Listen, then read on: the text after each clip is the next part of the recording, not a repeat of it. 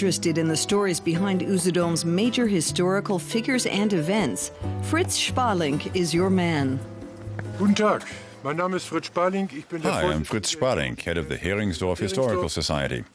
I'm fascinated by the history of the island of Usedom, and I'd like to tell you a bit about it.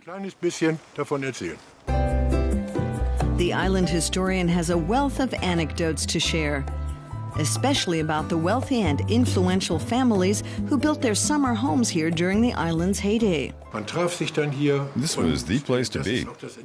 That's part of what makes the history so exciting, the political and economic decisions that were made here.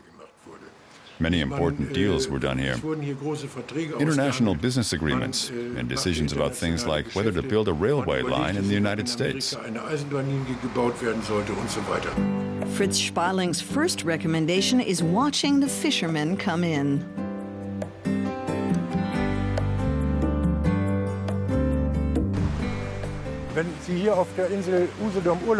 Anyone vacationing on the island should take the time to stop by the beachfront at 7 in the morning to watch the last fishermen who still work the coastal waters come in. Today, only 10 fishermen still make a living fishing the Baltic between the towns of Albeck and Bansin. It's hard work, and the fish aren't always cooperative either. Fritz Spalink asks about the catch. It was slim pickings on the Baltic today. The sea was a bit choppy yesterday, so the flounder stayed away, and that means the nets were empty. A stroke of bad luck for the fishermen, in other words. We leave the beachfront and head to the town of Mellenthin on the island's interior. Fritz Spalink's second recommendation is a plane ride over the island. If the winds are calm and if you're interested in a bird's eye view of Usedom, you can book a round-trip flight at the Mellenthin Flying Club. It's a lovely adventure, especially if you're on Mr. Wangermann's double-decker.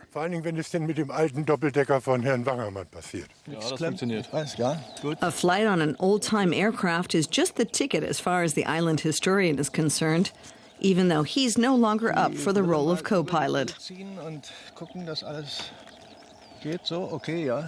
I was involved with aviation for many years, but nowadays, with my added girth, that's a tricky proposition.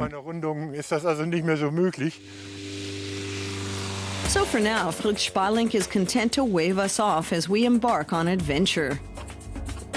It's a different perspective on the island from up on high. And at only 65 euros for a half hour, the price is within reach as well.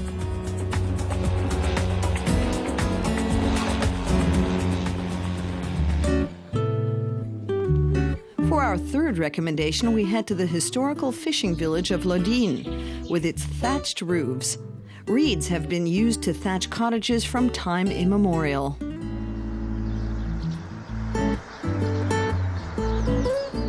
I especially recommend it to people interested in traditional handicrafts. What I like most about the roofs are their rounded contours and the many different shapes that can be created using natural reed as a material. It takes 3 to 4 weeks to thatch a roof. The technique has changed little over the years, even though it was long out of favor. It's in again now, isn't it? Yes, it was pretty quiet for a while, but now business is booming again. Thatched roofs in the historic village of Lodin. An early morning visit to watch the fishermen come in. And a plane ride over the island. Fritz Spalink's 3 tips for a visit to Usedom.